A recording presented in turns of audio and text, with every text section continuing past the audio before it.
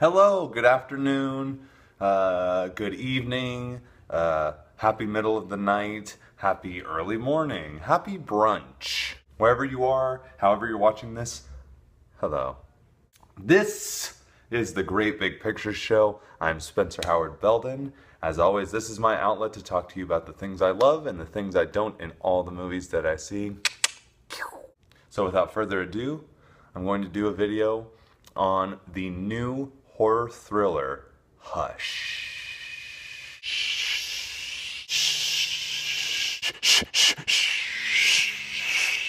Now, Hush, as I said before, is a horror thriller written and directed and edited by Mike Flanagan, the director of Oculus, the sleeper hit about 2-3 years ago.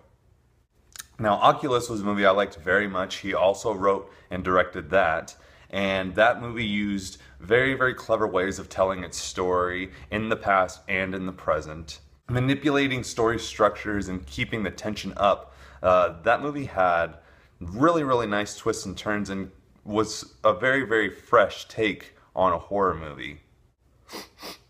Fresh horror movie. Now with Hush, Mike Flanagan has done a similar thing, just giving us a very, very interesting concept as far as the horror movie tropes go. But it's a much more straightforward kind of horror thriller.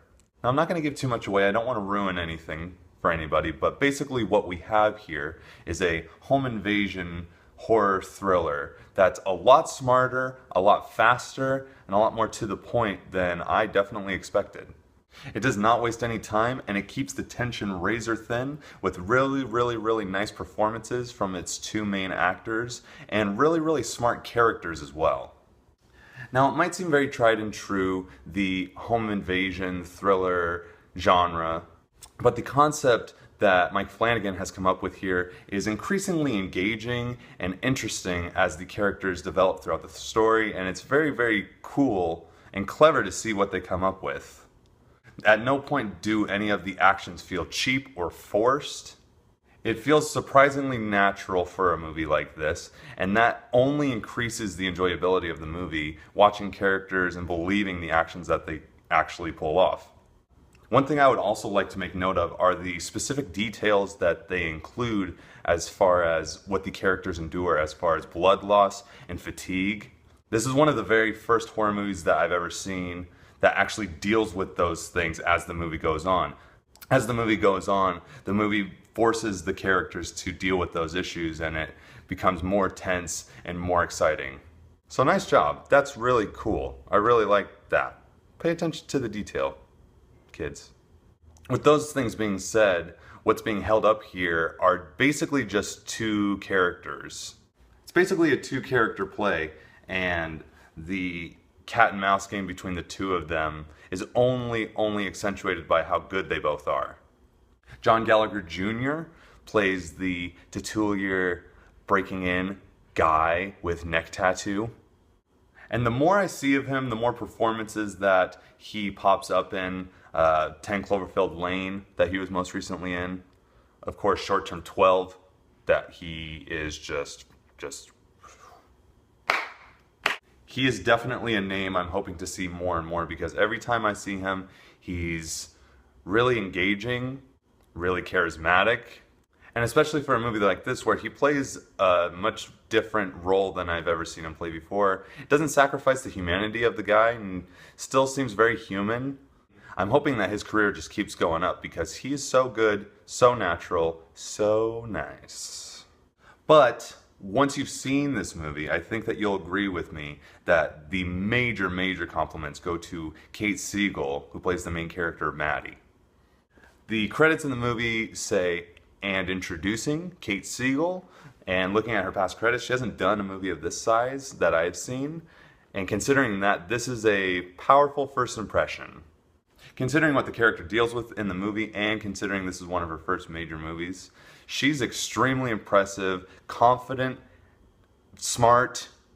Considering a lot of our favorite actors when they were much younger started in horror movies, I hope this leads to the same thing with her. She's extremely emotive and doesn't sacrifice any bit of humanity just because this happens to be a certain kind of movie.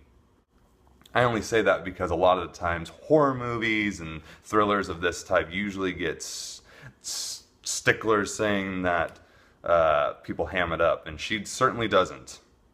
And honestly, the only other real thing I'd like to stress about this movie is that it is a horror thriller in that home invasion movies tend to be labeled with the horror stamp.